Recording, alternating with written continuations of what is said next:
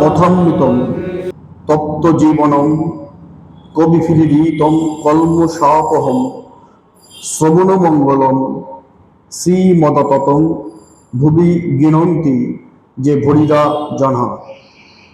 আমাদের সকলের আধ্যাত্মিক ত্রয়ী ভগবান শ্রীরামকৃষ্ণ পরমহংসদেব, আমাদের সকলের মা জগজ্জননী মা শারদা এবং যুগাচার্য বিশ্বন্যাসীর পদকমলে আমার আভবি প্রণতি এবং আমাদের এই অত্যন্ত পবিত্র এই পরম পুরুষ শ্রী শ্রী রামকৃষ্ণ সেবাশ্রমে উপস্থিত যারা আছেন সবাইকে আমার অন্তরের শ্রদ্ধা এবং নমস্কার, শুভ সন্ধ্যা। আমরা মাস্টারমশাই মহেন্দ্রনাথ গুপ্তের যে অমর সৃষ্টি শ্রী শ্রী রামকৃষ্ণ কথামৃত পাঠ এবং অনুধান করছি।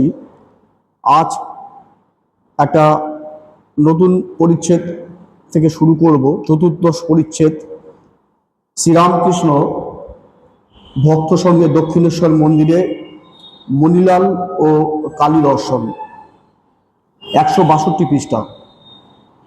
দেখতে দেখতে 162 পৃষ্ঠায় আমরা পৌঁছে গেছি।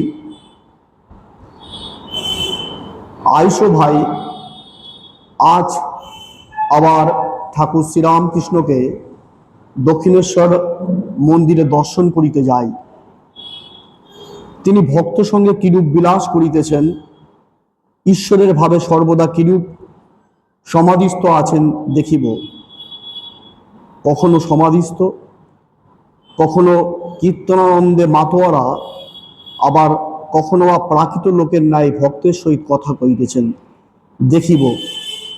শ্রীমুখে ঈশ্বর কথা বই আর কিছুই নাই, মন সর্বদা অন্তর্মুখ, ব্যবহার পঞ্চমবর্ষীয় বালকের ন্যায়, প্রতি নিঃশ্বাসের সহিত মায়ের নাম করিতেছেন, একেবারে অভিমান শূন্য পঞ্চমবর্ষীয় বালকের ন্যায় ব্যবহার।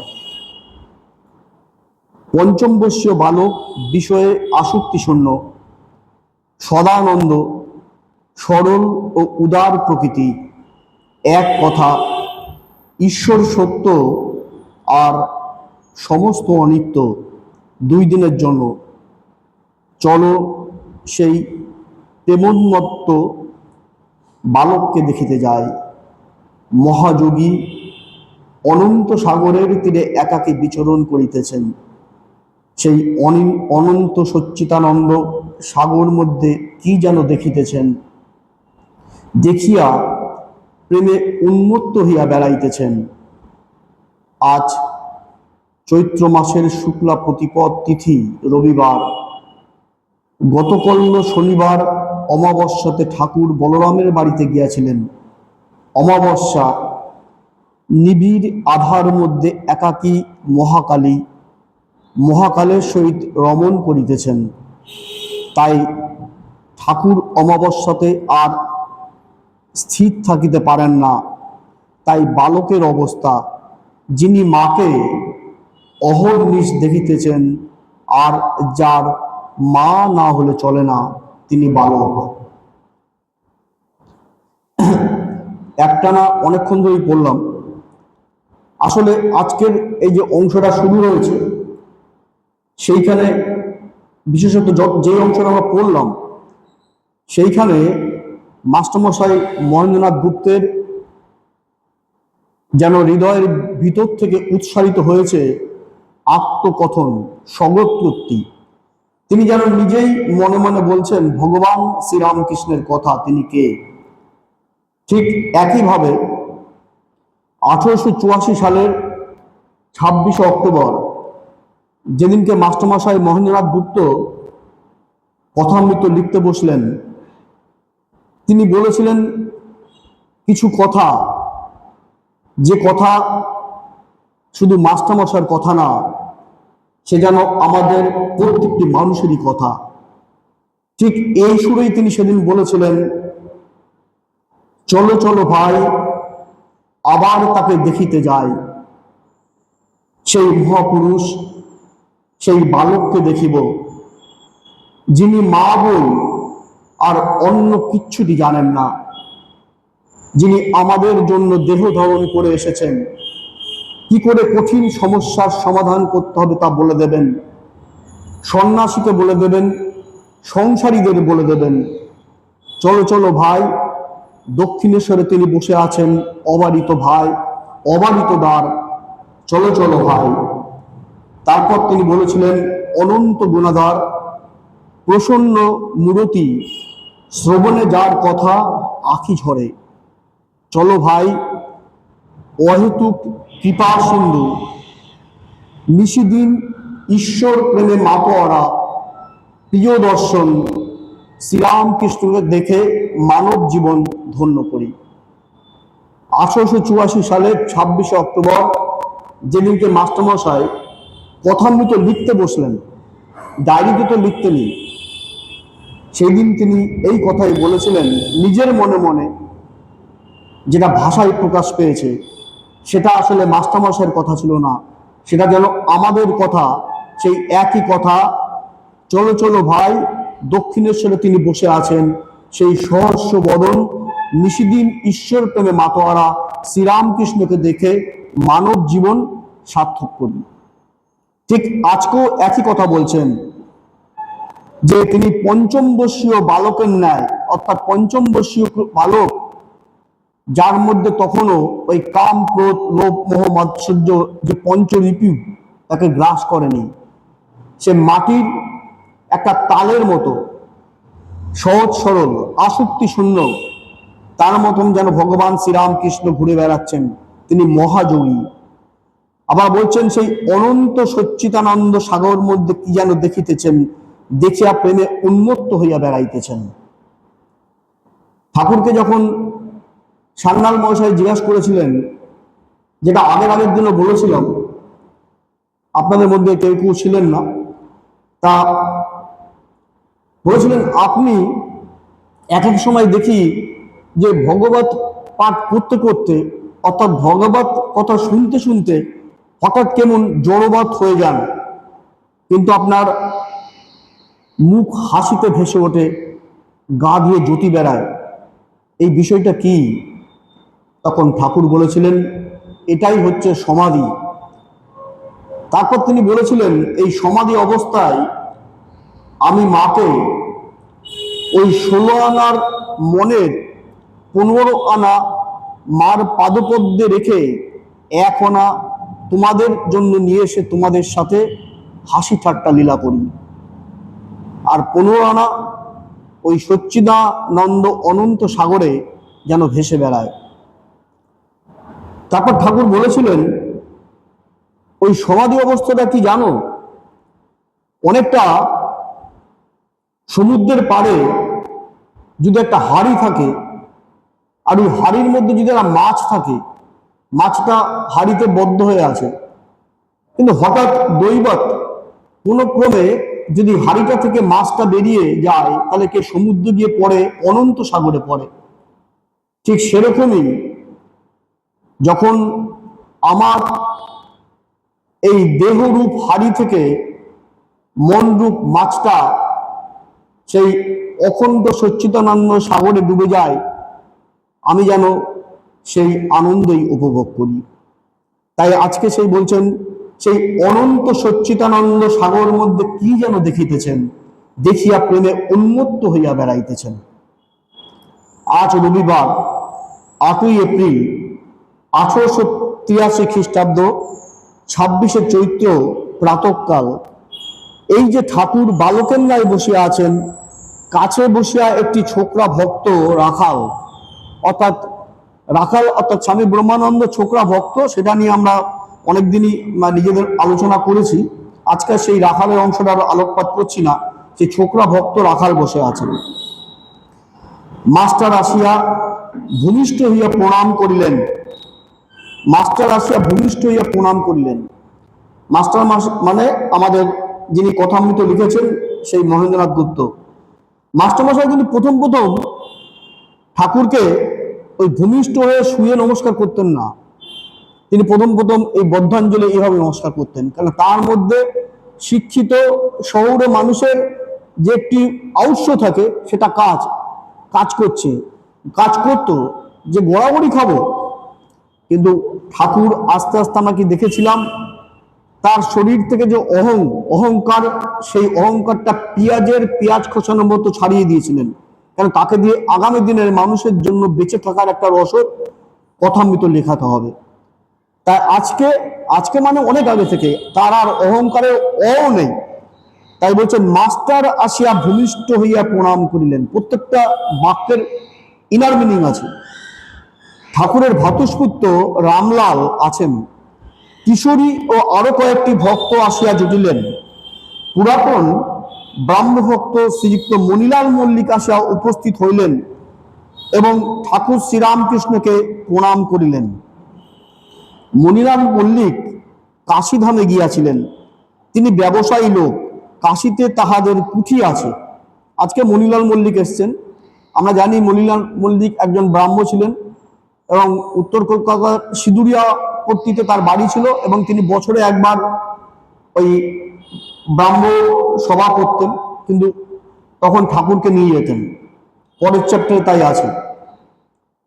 শ্রীরামকৃষ্ণ হ্যাগা কাশীতে গেলে কিছু সাধু টাধু দেখলে, ওই মণিলাল মল্লিক কাশীতে গেছিলেন, খুব ব্যবসায়ী, কাপড়ের ব্যবসা করে, তা বলছিলেন তেলের ব্যবসা করে। তাকে বললেন, কাশীতে গিয়ে কোনো সাধু দেখলে? মণিলাল বললেন, আজ্ঞে হ্যাঁ, তৈলঙ্গ স্বামী, ভাস্করানন্দ এদের সব দেখতে গেছিলাম। অর্থাৎ তিনি কাশীতে গেছিলেন, তৈলঙ্গ স্বামীকে দেখেছেন আর ভাস্করানন্দ স্বামীকে দেখেছেন। শ্রীরামকৃষ্ণ, কিরকম দেখলে বলো? তাকে জিজ্ঞাসা করছে, ওই স্বামীজিদের কিরকম দেখলে তুমি বলো, একটু শুনি তোমার মুখ থেকে। মণিলাল বলছেন, তৈলঙ্গ স্বামী সেই ঠাকুর বাড়িতেই আছেন, মণিকর্ণিকার ঘাটে বেণী মাধবের কাছে। লোকে বলে আগে তার উচ্চ অবস্থা ছিল, কত আশ্চর্য আশ্চর্য কার্য করিতে পারিতেন, এখন অনেকটা কমে গেছে। শ্রীরামকৃষ্ণ বলছেন, ওসব বিষয় লোকের নিন্দা। মণিলাল বলছে, এবার ভাস্করানন্দ সকলের সঙ্গে মেশেন, তৈলঙ্গ স্বামীর মতো নয়, একেবারে কথা বন্ধ। অদ্ভুত ব্যাপার। কে বলছে? কার সম্বন্ধে বলছেন? মণিলাল মল্লিক একজন তেলিটা কোনো দোষের ব্যাপার না। দোষের ব্যাপারটা হচ্ছে একটা আসক্তিপূর্ণ মানুষ, একটা বদ্ধ মানুষ। সেই মানুষ বলছেন তৈলঙ্গ স্বামী সম্বন্ধে যে এখন অনেকটা কমে গেছে তার উচ্চ অবস্থা, মানে একতলায় থেকে 20 তলায় মার্বেলের মেঝে, সেই সম্বন্ধে অ্যানালিসিস হচ্ছে। আমরা দূর থেকে দেখি আকাশ নীল, লিমিটেশনের জন্য দেখি নীল, কিন্তু যখন আমরা প্লেনে যাই তখন দেখি আকাশ, স্কাই ইজ কালারলেস, কোনো রঙই নেই। তা মণিলাল মল্লিকের অবস্থাও তাই। তৈলঙ্গ স্বামীকে তিনি অ্যাসেসমেন্ট করছে, ঠাকুর বাজিয়ে দেখছেন। আমরা জানি ওই ভারতের সাধক, এই ভারতের সাধক যে বইটা আছে, সেই বইয়ের যে ভারতের বিভিন্ন সাধুদের সম্বন্ধে যে বিভিন্ন রচনা আছে, তার প্রথম রচনাটা হচ্ছে তৈলঙ্গ স্বামী সম্বন্ধে। তৈলঙ্গ স্বামী 260 বছর বেঁচে ছিলেন। তিনি 1607 সালে জন্মেছিলেন, 1607, আর তিনি মারা গেছেন 1887 সালে। তিনি 260 বছর বেঁচে ছিলেন এবং তিনি অন্ধ্রপ্রদেশের বিজয়নগরে, বর্তমান তেলেঙ্গানা রাজ্যে জন্মিয়েছিলেন এবং তিনি জীবনের শেষ দিকে অনেক অনেক বছর আমরা জানি সেই বারাণসী, কাশীতে ছিলেন। এবং কাশীতে দেখা যেত একজন বিশাল বপু সাধু উল্লঙ্গ হয়ে ঘুরে বেড়াচ্ছেন, গঙ্গার ঘাটে ঘাটে সাঁতার কাটছেন, ভেসে বেড়াচ্ছেন, তিনিই তৈলঙ্গ স্বামী। তার সাথে বিভিন্ন ঋষিরা, মুনিরা, মহামানবরা দেখা করেছিলেন, সাক্ষাৎ করেছিলেন। তাদের মধ্যে অবশ্যই আমাদের ভগবান শ্রীরামকৃষ্ণ ছিলেন স্বামী বিবেকানন্দ, গেছিলেন বিশুদ্ধানন্দ, গেছিলেন অবেদানন্দ, গেছিলেন লোকনাথ ব্রহ্মচারী, গেছিলেন বিজয় কৃষ্ণ গোস্বামী, আরো অনেকে। হ্যাঁ, না, সেটা ছিল হচ্ছে পহওয়ারি বাবা।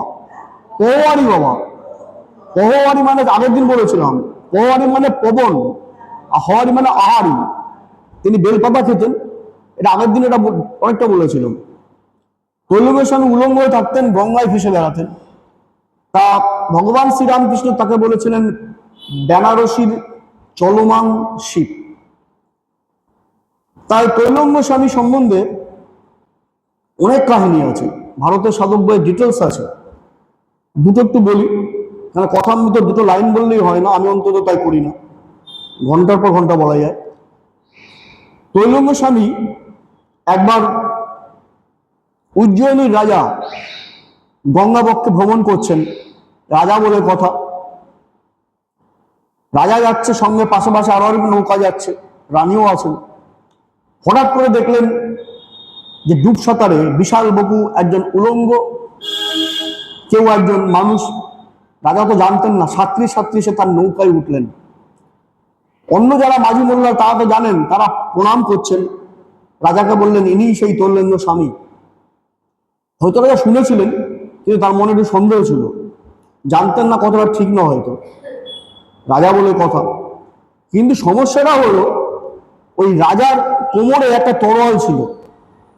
তরোয়ালটা ইংরেজ সরকার রাজাকে দিয়েছিলেন সহ্য বীর্যের প্রতীক হিসাবে। তৈলঙ্গ স্বামী নিমেষের মধ্যে তার সেই তরোয়ালটা কোমরের খাপ থেকে খুলে গঙ্গার জলে ছুঁড়ে ফেলে দিল।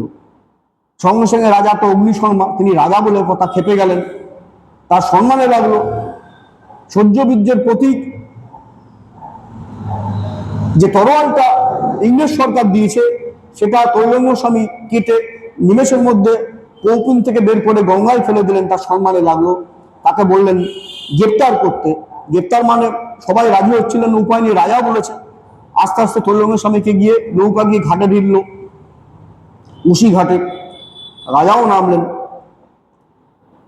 নিমেষের মধ্যে তৈলঙ্গ স্বামী হাতে দুটো তরোয়াল চলে আসলো। ছিল একটা তরোয়াল, ফেলে দিলেন। নিমেষের মধ্যে দুটি তরোয়াল, রাজার তরোয়ালের মতন দেখতে দুটি তরোয়াল। তৈলঙ্গ স্বামী তখন রাজাকে বলছেন নিন, আপনার কোন তরোয়াল আপনি নিন, বাঁ হাতে একটা ডান হাতে একটা। রাজা তো ভাবছে অবাক, তিনি কি করে আইডেন্টিফাই করবেন, দুটি তরোয়াল তো একটা করতে পারছেন না। তখন তৈলঙ্গ স্বামী কি করলেন, একটা তরোয়াল যেটা সত্যি সত্যি রাজার তরোয়াল রাজা হাতে দিলেন, আর একটা তরোয়াল নিমেষের মধ্যে গঙ্গায় ছুঁড়ে ফেলে দিলেন।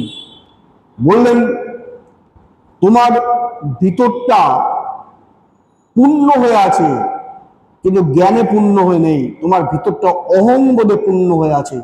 নিজের তরোয়াল কোনটা সেটাই তুমি জানো না। তোমার কাছে এই সব কিছুই থাকবে না, থাকবে ইহকাল আর পরকাল। রাজাকে শিক্ষা দিলে যে নিজেকে খালি করো, কাম এমটি, খালি হয়ে এসো।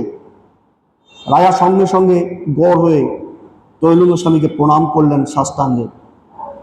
তৈলঙ্গ স্বামী একবার উশি ঘাট দিয়ে হেঁটে যাচ্ছেন, দেখলেন গঙ্গার ঘাটে খুব ভিড়।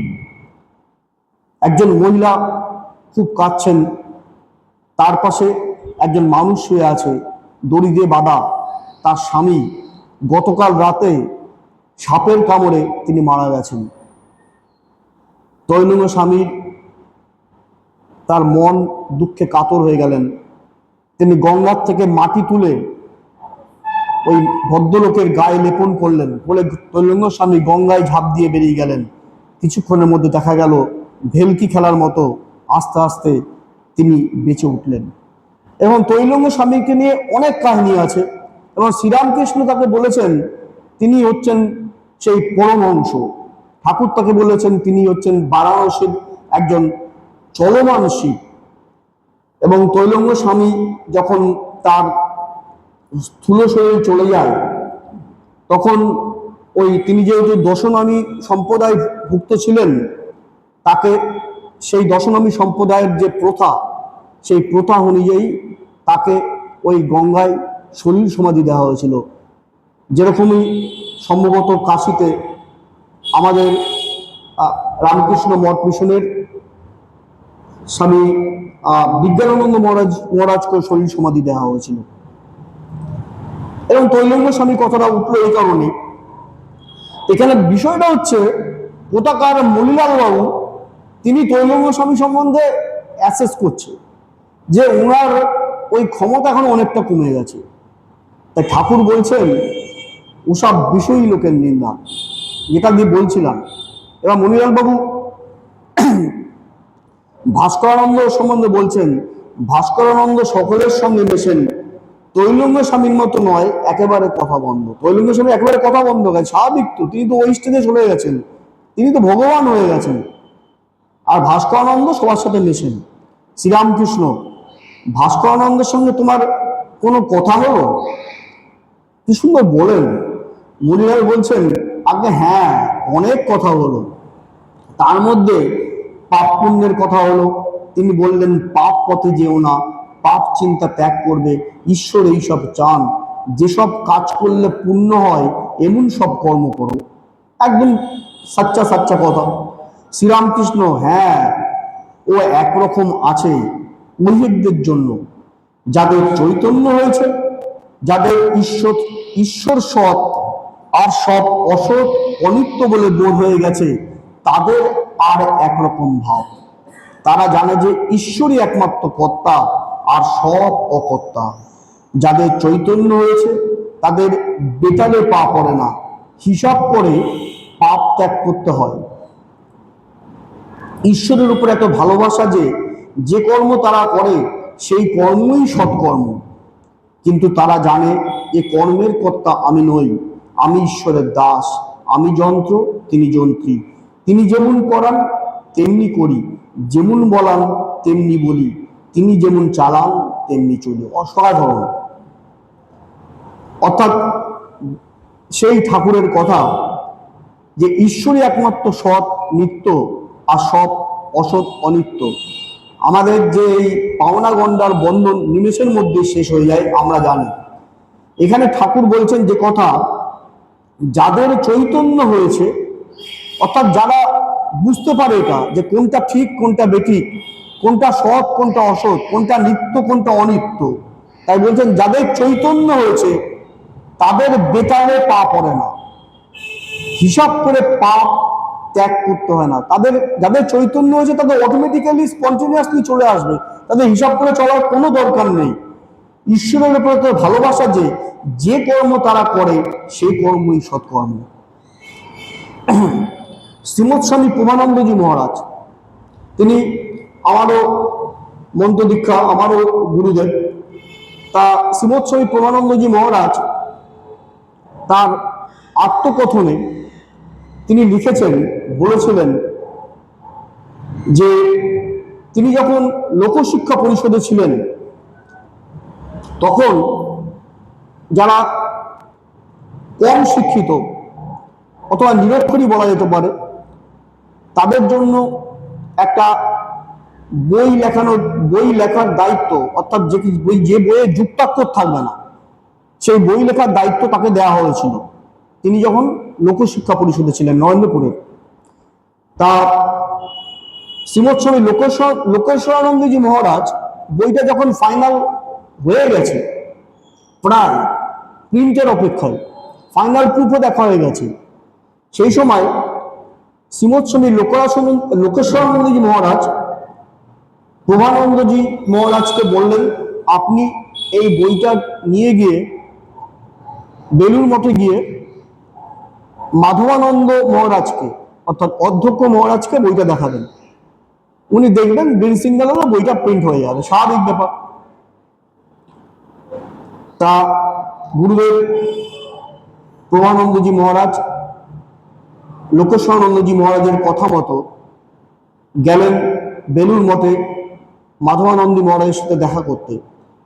তিনি যখন গেলেন দেখলেন যে মাধবানন্দজি মহারাজের যে ঘর, সেই ঘরের আলো নিভে গেছে।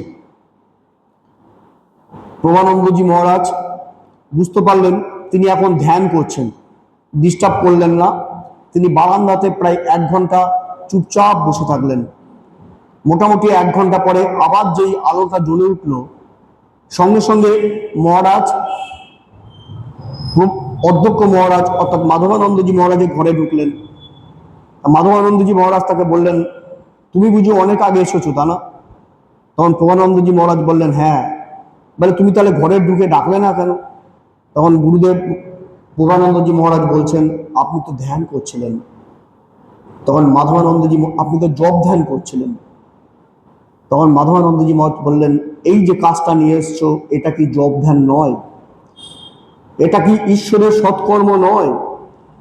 অর্থাৎ সৎকর্ম করলে বেতালে পা পড়ে না। ওই যে কথাটা আছে না, যাদের চৈতন্য হয়েছে তাদের বেতালে পা পড়ে না। হিসাব করে পাপ ত্যাগ করতে হয় না। ঈশ্বরের উপর তো ভালোবাসা যে কর্ম তারা করে সে কর্মই সৎকর্ম।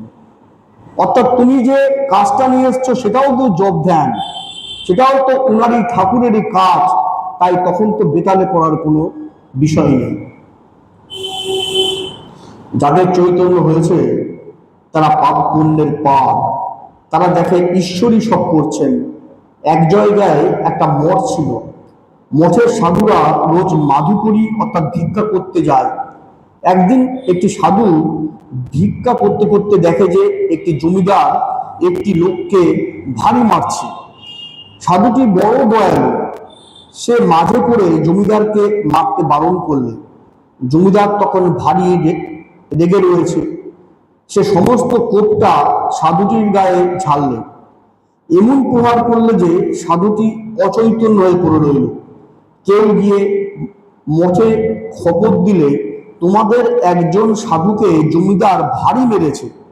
মঠের সাধুরা দৌড়ে এসে দেখে সাধুটি অচৈতন্য হয়ে পড়ে রয়েছে। তখন তারা 5 জনে ধরাধরি করে তাকে মঠের ভিতর নিয়ে গিয়ে একটি ঘরে শোয়ালে।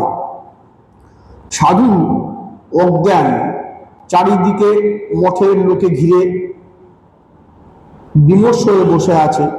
কেউ কেউ বাতাস করছে। একজন বললে, মুখে একটু দুধ দিয়ে দেখা যাক। মুখে দুধ দিতে দিতে সাধুর চৈতন্য হলো, চোখ মেলে দেখতে লাগলো। একজন বললে, ওহে দেখি জ্ঞান হয়েছে কিনা, লোক চিনতে পারছে কিনা। ঠাকুর তখন তখন সে সাধুকে খুব চেঁচিয়ে জিজ্ঞাসা করলে, মহারাজ তোমাকে কে দুধ খাওয়াচ্ছে? সাধু আজ্ঞে সাধু আস্তে আস্তে বলছে, ভাই, যিনি আমাকে মেরেছিলেন তিনি দুধ খাওয়াচ্ছেন। ঈশ্বরকে জানতে না পারলে এরূপ অবস্থা হয় না। মনিলাল, আগে আপনি যে কথা বললেন সে বড় উচ্চ অবস্থা। ভাস্করানন্দের সঙ্গে এই সব 5 রকম কথা হয়েছিল। শ্রীরামকৃষ্ণ কোনো কোন বাড়িতে থাকেন? মনিলাল একজনের বাড়িতে থাকেন। শ্রীরামকৃষ্ণ কত বয়স? মনিলাল 55 হবে। শ্রীরামকৃষ্ণ, আর কিছু কথা হলো? মনিলাল, আমি জিজ্ঞাসা করলুম, ভক্তি কিসে হয়? তিনি বললেন, নাম করো। তিনি বললেন, নাম করো, রাম রাম বলো। শ্রীরামকৃষ্ণ, এ বেশ কথা। এখানেই শেষ করব। ওই চৈতন্যের কথা হচ্ছিল। ওই একজন, যেটা মূল কথা, একজন জমিদার তিনি একজনকে খুব মারছিলেন। তা একজন মঠের সাধু সেটা দেখে সেই যাকে মারছিল তাকে বাঁচিয়ে নিজেই সেই মারটা নিলেন তার পিঠে, এবং সেই মার খাওয়ার জন্য সাধুটি অটোমেটিক্যালি তিনি অজ্ঞান হয়ে গেলেন। খবর চলে গেল সাধুর ডেরায় অর্থাৎ মঠে। অন্য সাধুরা তাকে নিয়ে গেলেন। মুখে গরম দুধ খাওয়ানোর পরে সাধুর জ্ঞান আসলো। তখন সাধুকে যখন জিজ্ঞাসা করছেন, মহারাজ তোমাকে কে দুধ খাওয়াচ্ছে? সাধু আস্তে আস্তে বলছে, ভাই, যিনি আমাকে মেরেছিলেন তিনিই দুধ খাওয়াচ্ছেন। আমরা তো সব ভাবতেও পারছি না, বলার কথা বলা। বলছেন, যিনি মেরেছেন তিনিই দুধ খাওয়াচ্ছেন। অর্থাৎ ঠাকুরের সেই কথা, সর্বজীবে সেই প্রেমময়। অর্থাৎ সবার মধ্যেই ঈশ্বর আছে। যিনি মেরেছেন তার মধ্যে ঈশ্বর আছে। সাধু বলছেন না ওই বদমাইশ লোক তাকে মারো, আর ভালো মানুষ আমাকে বাঁচিয়েছে তাই বলছেন না। অর্থাৎ যাদের চৈতন্য হয়েছে তারা এই কথাই বলেন। এই কথা বলতে গিয়েই ঠাকুর এই কথাটা বলেছেন। আর মণিলাল মল্লিক ওই ভাস্করানন্দকে জিজ্ঞাসা করেছিলেন যে শ্রীরামকৃষ্ণ বলছেন যে উনি আর কিছু বললেন? তিনি বললেন, আর একটা কথা, নাম করো, রাম রাম বলো। ঠিকই তো তাই। ঠাকুর শ্রীরামকৃষ্ণের সাথে মাস্টারমশাইয়ের যখন দেখা হয়েছিল সেই দ্বিতীয় দর্শনে, ঠাকুর শ্রীরামকৃষ্ণ মাস্টারমশাইকে বলেছিলেন, যখন মাস্টারমশাই বলেছিলেন যে সংসারী লোকের এখন কাজটা কি, সংসারী লোক তো সংসার থেকে যেতে পারবে না, সে সংসারে থাকবেই, সংসরতি ইতি সংসার, সংসারে তার থাকবেই। সে মরুভূমির উটের মতো সে বাবলা কাটাচ্ছি ভাবে দগদগে করে জিভে রক্ত যাবে, রক্ত পড়বে, সেই রক্তের নোনতা স্বাদই সে জল ভাবে খাবে, তাকে এভাবেই বাঁচতে হবে। ঠাকুর বলেছেন না, সংসার করতেই হবে, কিন্তু সংসার যেন তোমাকে গিলে না খায়। তা বলছেন সংসার থাকতে গেলে কিভাবে থাকতে হবে? ঠাকুর বলেছিলেন তোমাকে বড় বাড়ির দাসীর মতো থাকতে হবে, অর্থাৎ আসক্তি শূন্য হয়ে থাকতে হবে। আর কি করে থাকতে হবে? আজকের কথাগুলো সর্বদা সদাসৎ বিচার করবে, অর্থাৎ কোনটা নিত্য আর কোনটা অনিত্য তাই বিচার করবেন। আজকে তাই ছিল। আর শেষ কথা, সর্বদা ঈশ্বরের নাম গুণগান করবে। এখানেও ঠিক তাই, নাম করো, রাম রাম বলো। সেই ঠাকুর বলেছিলেন না, সবসময় নাম করো মানে হাততালি দিয়ে নাম করো। কারণটা কি? হাততালি যদি দেওয়া হয়, তাহলে গাছে যদি কোনো পাখি থাকে, পাখি উড়ে যায়, তাহলে ঠাকুর বলছেন হাততালি দিলে দেহটা যদি কোনো বৃক্ষর সাথে তুলনা করা যায়, তার দেহের ভিতর যদি কোনো পাপ পাখি থাকে, সেই পাপ পাখি যেন নিমেষে পালিয়ে যায়। অর্থাৎ ঠাকুর যে কথা বলেছিলেন, তিনিও এই কথা বলছেন। আসলে ভগবান শ্রীরামকৃষ্ণ সেই যে একটা গল্প বলেছিলেন, সেই গল্পটা দিয়ে শেষ করব। তিনি কে ছিলেন? ঠাকুরের সেই গল্প, তিন বন্ধু একবার মাঠ দিয়ে হাঁটতে হাঁটতে যাচ্ছিলেন। সে তিন বন্ধুর মধ্যে দেখলেন চারদিকে একটা ঘেরা জায়গা, উঁচু পাঁচিল, ভিতরে কি হচ্ছে দেখা যাচ্ছে না, কিন্তু সেখানে খুব আনন্দের আওয়াজ পাওয়া যাচ্ছে, হই হুল্লোড় হচ্ছে। তিন বন্ধুর মধ্যে এক বন্ধু কোথা থেকে একটা মই বের করে ওই পাঁচিলের মাথায় উঠলেন, দেখছেন খুব আনন্দের বন্যা বইছে। সঙ্গে সঙ্গে তিনি আর নিজেকে ধরে রাখতে পারলেন না, তিনি টপকিয়ে ওই বাগানের ভিতর চলে গেলেন, আর এদিকে আসলেন না। দ্বিতীয় যে বন্ধু, তারও একই হলো, তিনিও গেলেন, তিনিও আনন্দের শরীক হলেন। আর তৃতীয় যে বন্ধু ছিল, তিনিও মই দিয়ে আস্তে আস্তে আস্তে পাঁচিলের উপরে উঠলেন, দেখলেন ওইদিকে আনন্দের বন্যা বইছেন, কিন্তু তিনি নিজেকে সংযত করলেন। তিনি আস্তে আস্তে নিচে নেমে আসলেন। নেমে আসলেন এই কারণেই যে ওই দিকে কি আনন্দ হচ্ছে, সেই আনন্দের হিল্লোল কল্লোল এদিকে যে মানুষরা অপেক্ষা করছে তাদের জানাতে হবে। অর্থাৎ ভগবান শ্রীরামকৃষ্ণ তিনি এসেছিলেন শুধু নিজে সমাধি সুখ পাবার জন্য না, তিনি এসেছিলেন আমাদের মতো মানুষকে এপার থেকে ওপারে নিয়ে গিয়ে আনন্দের সংবাদ দিতে, হাত ধরে নিয়ে যেতে। তাই এপারে ওপারে দাঁড়িয়ে আছেন যিনি, অমৃতের সেতু বাজিয়া গিয়েছেন যারা, হে দেব তুমি তাদেরই অগ্রগণ্য, তোমাকে প্রণাম। ভগবান শ্রীরামকৃষ্ণকে জানায় আমার আবনী প্রণতি। শিব শিব মহাশিব শিব রামকৃষ্ণ নাম, ব্রহ্মা বিষ্ণু সর্বদেব, রামকৃষ্ণ নিত্য নাম। ঠাকুরমা স্বামীজিকে আমার প্রণাম এবং উপস্থিত সবাইকে আমার অন্তরে শ্রদ্ধা এবং নমস্কার।